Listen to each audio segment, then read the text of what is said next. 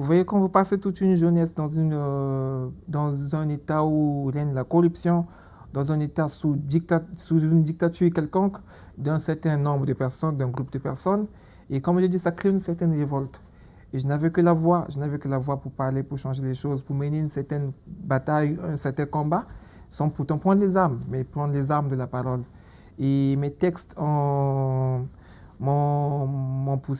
amené à l'exil. Donc, dans mon pays, j'ai subi une censure, des menaces de mort aussi, des menaces d'arrestation.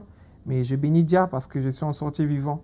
Je suis en sorti vivant et par la grâce de Dieu, je suis arrivé ici en France, en passant par le Cameroun, en passant par la Côte d'Ivoire, en passant par le Sénégal.